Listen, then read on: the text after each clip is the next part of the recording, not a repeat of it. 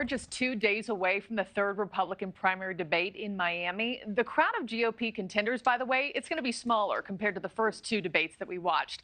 Besides President Trump, there are only 5 candidates who have qualified after meeting donor polling requirements. And as he said from the beginning, President Trump is not planning to be there. Our Xavier Walton joins us live from Miami. Xavier.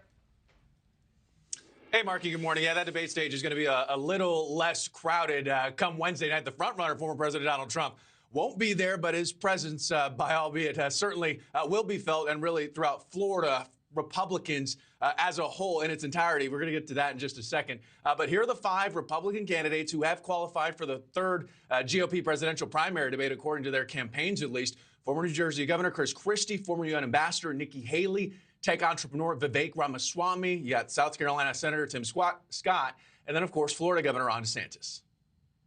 You look at some of these states, we've blown winnable elections year after year. Over the last 3 election cycles, the brand of Republicans has become toxic, very difficult to attract people to the party.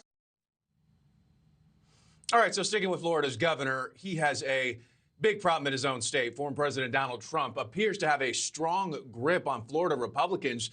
Just over the weekend, Trump taking major shots at DeSantis at a candidate forum in Orlando. The former president, also his campaign, also announcing a slew of major endorsements, including 6 Florida politicians who previously backed DeSantis.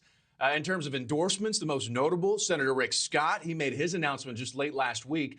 That came as no surprise, given their history. President Trump and Scott, more so it caught people off guard because Scott said, he would stay out of the race. Here's Trump over the weekend, again portraying DeSantis as his own personal, disloyal puppet. Tears flowing from his eyes. I said, I need your endorsement, sir. I need your endorsement, please. I need your frickin' endorsement, please. So I gave him the endorsement. And he got the nomination. We then did the rallies, and he won. 4 years later, they said, Governor, are you going to run against the president? He said, I have no comment. I have no comment. I said, wow, no comment. That means he's going to run to me. And I said, let's hit him hard right now. Yeah, and at that forum, obviously several candidates spoke.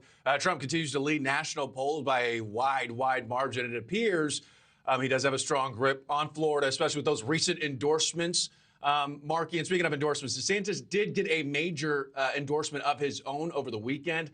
Iowa Governor Kim Reynolds said that she, this is on Sunday, said that she would endorse DeSantis as opposed to the former president.